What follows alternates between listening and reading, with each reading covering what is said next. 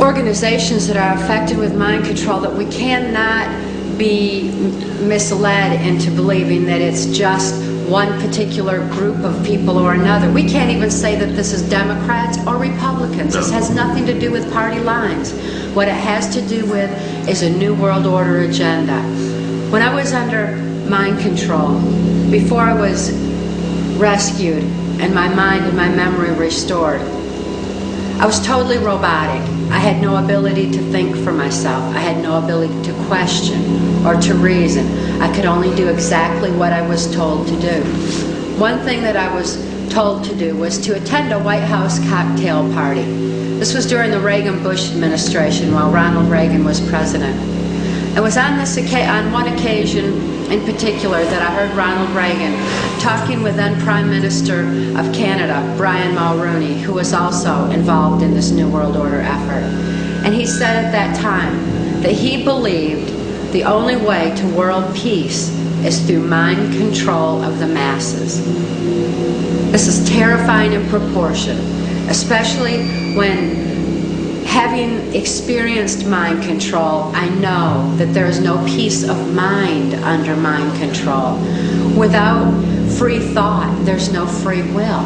Without God-given free will, there's no spiritual expression. And I wonder, what kind of a so-called world peace can we have where people have no peace of mind, where they have no spiritual expression, when when they're not even in touch with their own identity? In her book, Transformation of America, author Kathy O'Brien claims that she was the victim of a mind control program run by the CIA. She claims that George Bush Sr. used ancient magical hand signals to directly control her subconscious mind. She also claims that Bill Clinton was under mind control.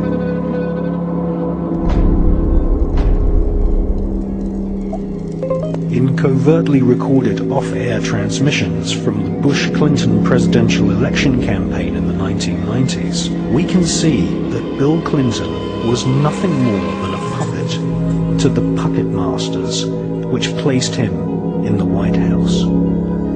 Bill Clinton's demeanor seems to be similar to a person who is under a hypnotic trance.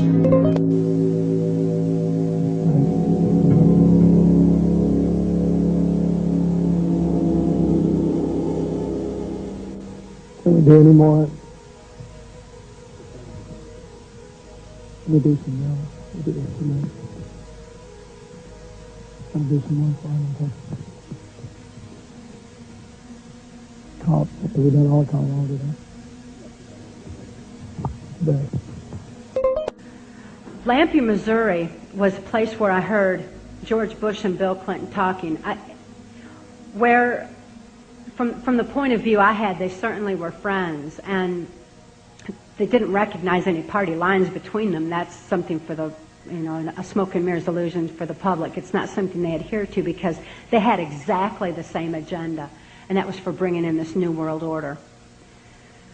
I heard George Bush talking at that time. He was talking to Bill Clinton, and I've since photographically recorded it and wrote it verbatim in our book.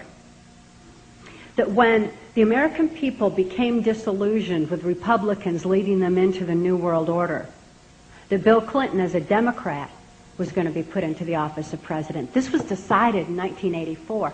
Actually, I'd heard about it even prior to that.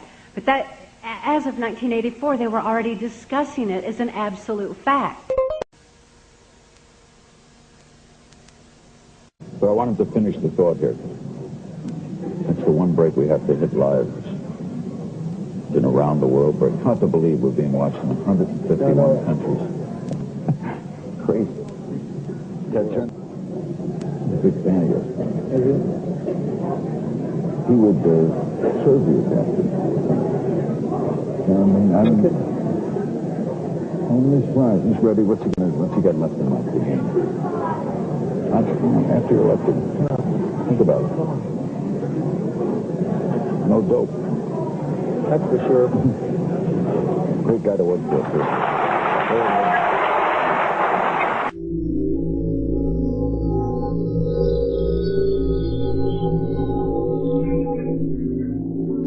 remember that every single man, woman, and child in the state of South Carolina awakens to a freer, safer world because of George Bush.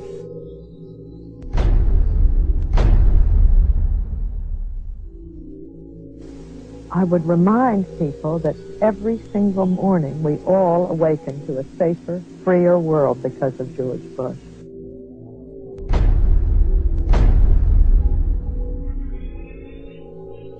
And Nicole, I would remind you and the people of Florence that all of us awaken every single day to a freer, safer world because of George Bush.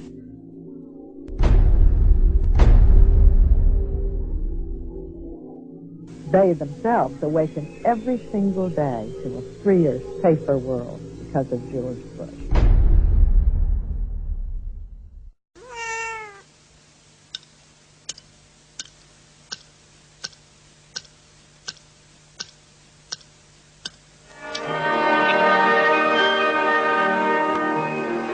Moscow is in the midst of the last hours of summer. Brainwashing, hypnosis, and even surgical manipulation of the human brain has all been researched thoroughly by the CIA. To provide an objective record of the subject's behavior, she's filmed before treatment and again after treatment, and the two films placed side by side. Notice how the subject before treatment, in the picture on the right, holds onto the chair as she moves. Notice the difference in posture, the greater effort required to rise from the chair, the longer time needed to complete the simple task.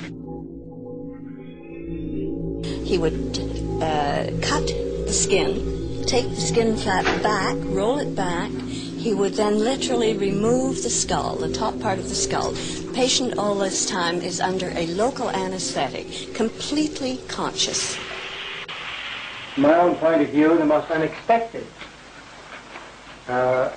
finding was to discover that a mild electrical current applied to the surface of the brain causes a patient to have a memory from his own past sometimes. Good.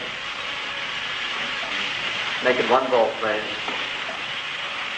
1 volt. Yeah. With 1 volt. I heard what sounded like an orchestra playing, and I asked the nurse where it was coming from. And she said, "What music?" And I said, "Well, that music." And then it stopped. And then I stimulated it again, you remember, and asked you about it, and you hummed it. Will you hum it now? You remember it? Yes. Go ahead. Da da da da da da da da da da.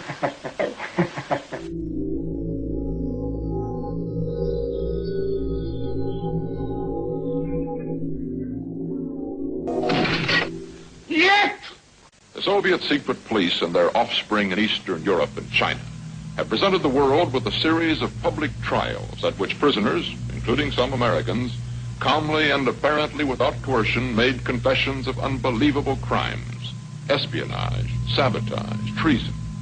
To Western observers, these confessions have been so bewildering that a belief has grown that the communists have perfected some mysterious, irresistible technique for manipulating human behavior.